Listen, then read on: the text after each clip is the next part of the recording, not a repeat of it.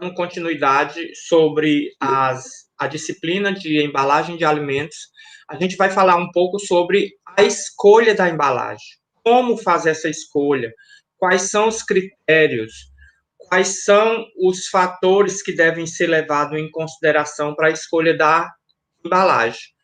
O Léo, da vez passada, da aula passada, né, da nossa aula passada, ficou impressionado, né, e eu acho que todo mundo percebeu, dos tipos, as quantidades de embalagens que nós apresentamos. E ali nós apresentamos só as embalagens especiais, como as embalagens encolhíveis, que são aquelas que vêm em queijo, que vêm em linguiça, né, que são embalagens que retiram o ar.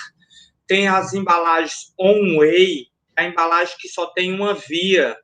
Lembra que a gente tem aquele refrigerante que a gente leva a garrafinha para a mercearia e sai mais barato. Por quê? Porque a garrafa vai e volta. Então, o custo da embalagem não está embutido dentro daquele produto que você comprou. Já nas embalagens on-way, né, que só tem uma via, um caminho, são embalagens que a gente pode chamar também de embalagens não retornáveis, certo? Então, são alguns tipos de embalagens que a gente vai ver, tá certo? E a gente também vai conhecer, né, a matéria-prima dessas embalagens, ok? Então, quais são os fatores que devem ser levados em consideração para a escolha da embalagem, tá? A embalagem é um elemento fundamental no setor dentro da empresa, certo? Esse setor dentro da empresa que deve ser muito levado em consideração é o setor de marketing, né? A gente vê uma embalagem, a gente simplesmente pega o produto nessa embalagem e a gente não sabe que por trás desse produto, né, existe inúmeros outros setores, e não só o setor produtivo, ou só o setor de embalagem, né? O setor de custo é levado em consideração, o setor de marketing, né? Por que esse setor de marketing está envolvido? Porque é a apresentação do seu produto. Quantas vezes a gente vê aí, né, não só falando de alimentos, mas agora já se referindo aí por exemplo, perfume, né? Que o perfume muitas vezes chama a atenção da gente pela embalagem, né? Pela caixa que ele se encontra, a embalagem primária, a secundária, a terciária. Isso chama muita atenção do cliente, né? Então, para o alimento também leva-se em consideração isso. E essa embalagem, ela leva a marca do marketing da empresa, né? É a apresentação do produto. Claro que a qualidade desse produto é imprescindível, né? Porque essa embalagem ela deve ser levada em consideração também as normas técnicas. Só que você pega essas normas técnicas, né, as leis, e tenta, junto com o setor de marketing, fazer algo apresentável, né? Então, se você observar, nesse setor, né, da embalagem, existem inúmeras ciências, né, inúmeros profissionais que são qualificados para isso. A gente pode ver aí engenheiros, né, pesquisadores, porque antes de você lançar um novo produto, você faz uma pesquisa para saber a viabilidade desse produto e como ele vai se apresentar, né, perante o seu público-alvo. Deve ser muito levado em consideração, né? Para que a embalagem possa cumprir todas as funções que lhe compete, é imprescindível que a sua escolha se faça por um rígido planejamento. Então, quando se vai lançar um produto, e vocês também podem ver no decorrer dos anos, que às vezes um produto, né, já está no mercado, ele simplesmente muda só um dos aspectos da embalagem. Ou ele muda a cor do fundo da embalagem, ou ele muda o formato, né? Então, muitas vezes, essa é uma forma de trazer novos clientes, ou de que os clientes tenham interesse em voltar a consumir aquele produto, porque a embalagem é nova. Isso é muito comum, a gente pode perceber isso no decorrer dos anos, com relação a um produto muito conhecido, que é o refrigerante cola, né, que é a Coca-Cola. Então, esse refrigerante, no decorrer dos anos, essas embalagens, ela vem sempre atualizando. A gente percebe isso também muito em produtos que vêm em latinha, né? A gente vê latinhas de refrigerante, latinhas de cerveja, que muitas das vezes acompanham uma data específica, a data do carnaval, a data das festas natalinas. Então, isso é muito comum na embalagem, né? Então, é necessário um estudo de todos os aspectos e a viabilidade da sua utilização.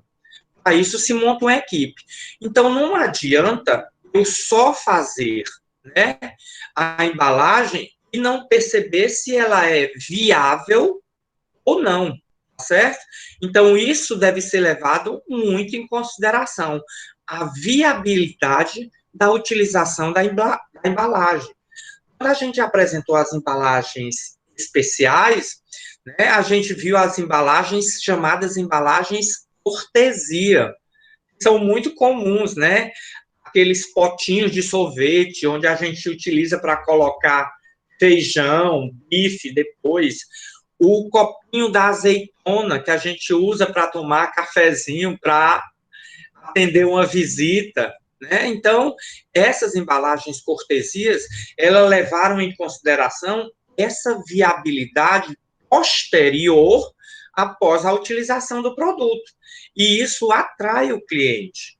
É algo muito interessante, né?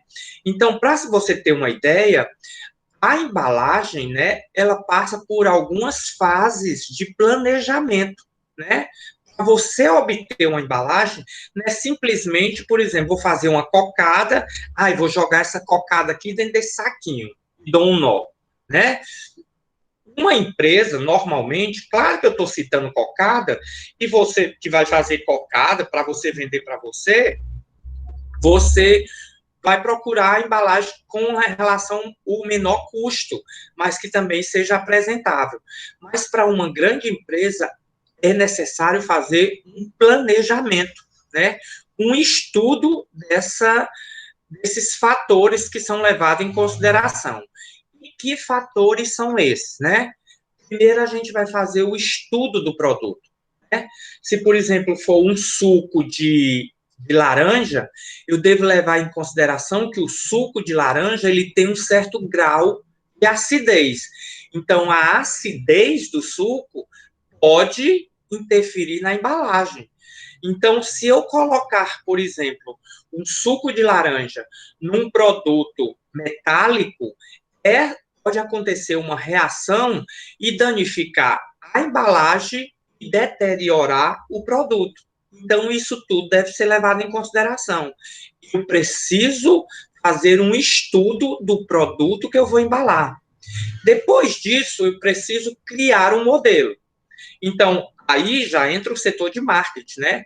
O setor de estudo já é o pessoal de pesquisa, já é o pessoal que trabalha na produção. Eu chamo as pessoas que trabalham na produção, porque elas poderão dar dicas, né? Poderão dar ideias de como proceder com essa embalagem. Sobre a criação do modelo, aí a gente deve levar em consideração alguns aspectos, né? A forma como ela será apresentada na prateleira, né? Eu preciso observar como vai se comportar essa minha embalagem na prateleira. Se ela não vai deslizar, se ela não vai se sobrepor uma a outra e esconder o meu produto. Tudo isso deve ser levado em consideração. Outro fator, né, outra fase, é a viabilidade da utilização da embalagem, né? Isso depois do meu produto acondicionado. Então, eu tenho que ver se é viável aquele modelo, né? A forma de abertura da embalagem, a forma de transportar estudar essa embalagem, se é uma embalagem frágil, né? Dependendo do produto. Né? Eu não posso ter um produto onde seja um produto pesado que eu vá colocar numa embalagem muito leve. Isso pode ocasionar ruptura, né? Rompimento dessa embalagem. Tudo isso é levado em consideração. Outro motivo é a aceitação do modelo. Olha aí. E aí já entra o pessoal que vai ter que fazer uma pesquisa, né? Essas pessoas, elas precisam, né, isso, estudarem essa embalagem para saber realmente se é viável essa embalagem no mercado. Tá? A forma como ela se comporta na prateleira, a viabilidade de transporte, tudo isso tem que ser levado em consideração. Então, esses 4 fatores, né, são fatores importantes para a gente planejar, são fases do planejamento da minha obtenção da embalagem. Aí a gente fica pensando, poxa, eu pego uma lata de sardinha, né, uma embalagem, que besteira, é só uma latinha. Mal sabe a gente todo o estudo que é feito, né, para definir como vai ser embalado esse produto, a sardinha, certo? Então, são fatores importantíssimos na hora de planejar uma embalagem, né? Então, sobre a seleção da matéria-prima, minha embalagem deve levar em consideração essa matéria-prima. Como eu citei anteriormente, o suco de laranja. Então, eu preciso ver se a minha embalagem, por exemplo, ao estado físico, né? Se é pastoso, se é líquido, se é em pó, certo? Por exemplo, uma embalagem em pó, ela não pode ter contato com o oxigênio, porque esse oxigênio pode acarretar esse produto ele venha, como é que a gente pode dizer, pedrar, né? Quem percebeu isso já com leite em pó, né? Onde a gente abre o produto, tira do saquinho e bota dentro de um potinho de vidro. Depois, com alguns dias, a gente vai perceber que aquele produto, ele meio que petrificou, porque teve contato com o oxigênio. Então, o produto que vai ser embalado, a gente precisa conhecer o seu estado físico, né? Não fica viável, por exemplo, eu colocar manteiga da terra, não é isso? Num produto que seja num plástico flexível, né? Numa embalagem flexível. Porque aí, como é que eu vou transportar, né? A gente, por exemplo, tem alguns exemplos aí, exemplo de maionese. Maionese é um produto pastoso, mas a gente já viu que ela pode ser colocada numa embalagem flexível, aquela que a gente chama de tote, né? Que é aquela que a gente fica em pezinha, que ela tem um fundo arredondado e fica em pezinha, né? Então, a seleção da matéria-prima deve ser levada em consideração quando eu vou fazer a minha embalagem. Essa embalagem deve ser forte para envolver o produto e proteger, né? Atender às condições de segurança desse meu produto. Então, fato importante. Outro fato que eu acabei citando anteriormente, né? Influências ambientais. Então, penetração da umidade, como eu citei anteriormente, né? O contato com o oxigênio. Então, a penetração da umidade, possíveis gases, né? Luz. Se nós observarmos, muitas das bebidas, né? Das cervejas, das bebidas é, é, fermentadas, elas são colocadas em recipiente de cor âmbar, né? Se você lembrar, uma latinha de cerveja, uma latinha não, uma garrafa de cerveja, como a gente vê na ilustração, ela tem essa cor amarronzada. E é proposital, né? Para dificultar o acesso da luz a esse produto e para que não tenha alteração, tá certo? Então, isso tudo deve ser levado em consideração, né? Um produto, por exemplo, como o macarrão, né? Se nós observarmos, ele pode numa embalagem transparente, porque essa luz que vai afetar a embalagem não altera nenhuma característica do macarrão. Que características são essas? Aquelas que a gente chama de características organolépticas ou os atributos sensoriais, como a gente costuma chamar agora, né, que é o nome mais atual, tá certo? Então, a influência ambiental pode muito bem alterar, deteriorar o nosso produto. Por isso, essas embalagens, elas devem levar em consideração também as influências ambientais. Vamos seguir. A gente também tem outra situação que a gente deve levar em consideração, a interação, certo? Dessa embalagem com o produto, tá certo? Normalmente, tá certo? Essa interação pode afetar a qualidade do produto ou danificar a embalagem. Um exemplo muito comum são as embalagens metálicas, né? As embalagens metálicas, por ter a presença de minerais, né, por ser de um tipo de embalagem mineral, lembrando que a gente tem as embalagens de origem animal, origem vegetal, origem mineral e origem sintética, né? Então, isso tudo deve ser levado em consideração. Então, essa interação, ela ocorre realmente. Tanto é que essas embalagens metálicas, normalmente, né, não é perceptível, mas elas têm uma camada, a camada interna final, normalmente é uma camada de resina, né? É uma camada onde não ocorra o contato do produto que está embalado com a embalagem. Então, no meiozinho, entre esses dois, existe ali uma película, né, de resina, normalmente, que ela não interage com o produto e que ela protege o produto de contactar a parte metálica. Então, essa interação não vai ocorrer. Então, é muito comum a gente encontrar no supermercado, é muito comum nós encontrarmos no supermercado, muitas vezes, né, latinhas amassadas. Essas latinhas amassadas, o produto, normalmente, ele, ele está são, né, ele está salvo, ele está ileso.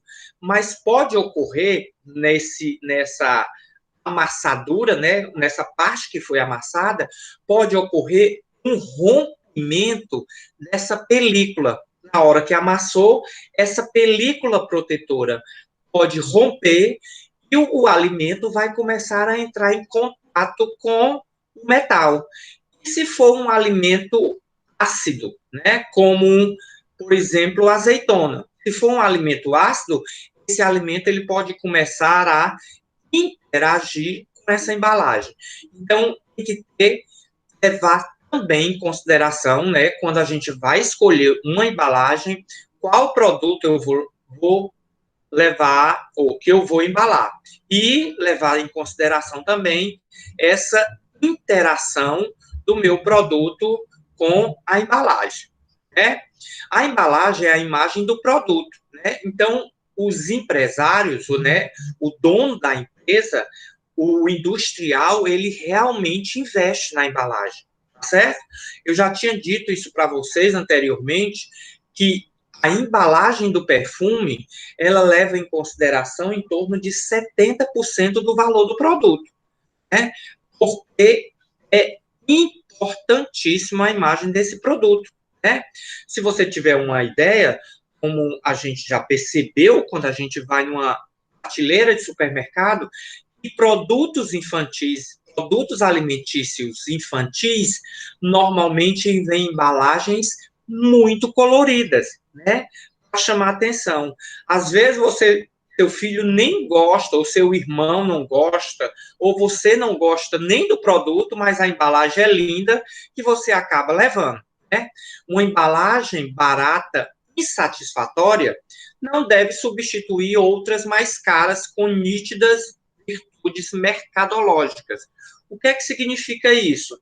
Não adianta, né, eu diminuir o custo da minha embalagem, baratear essa embalagem, né, e ela não chamar a atenção do meu consumidor.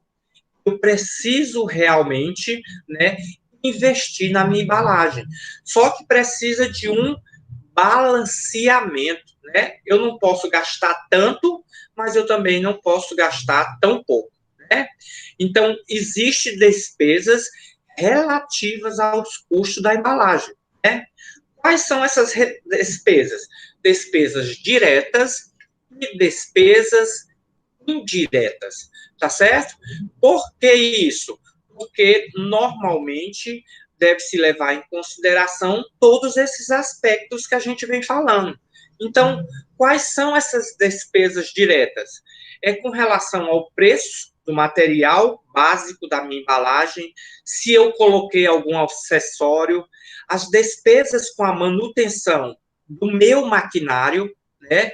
Isso deve ser levado em consideração, e o processamento dessa embalagem, né? Se é um processamento rápido, nós vamos ver filmes aqui, né? Pequenos vídeos, onde a gente vai ver uma máquina de embalagem de refrigerante em 1 minuto fechando aproximadamente 1.000 latinhas, né? Um processo muito rápido, que não dá nem para perceber, né?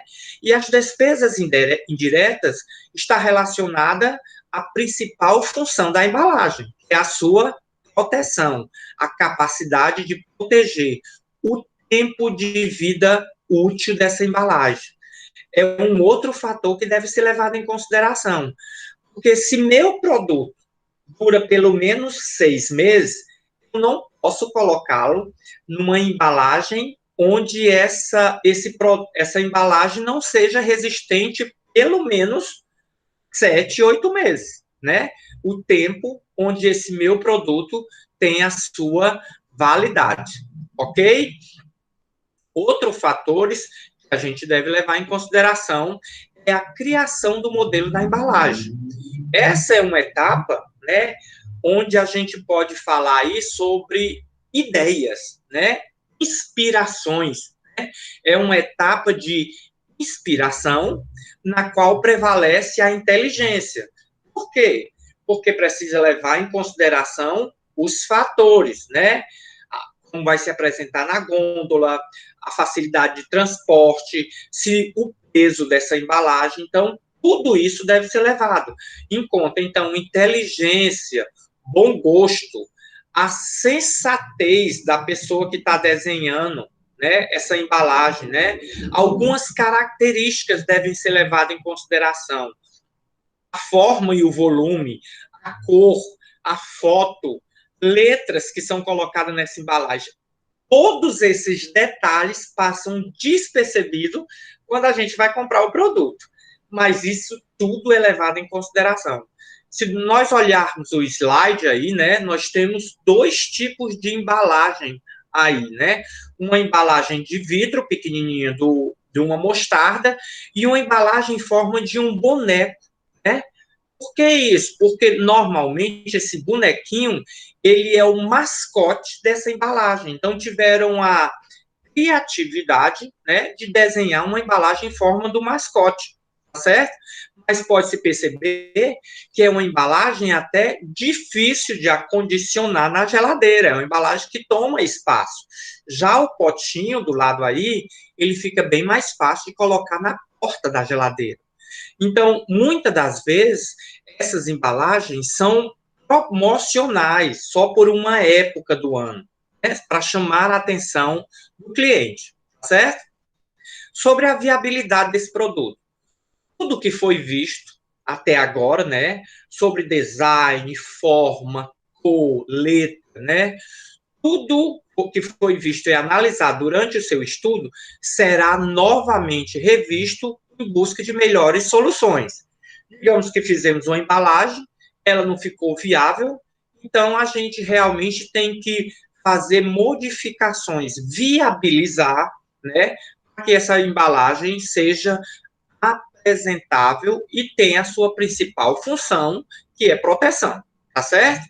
Então, pode-se fazer testes. Existem equipamentos, existem grandes equipamentos e até pequenos equipamentos em laboratórios que fazem testes de embalagem, tá certo?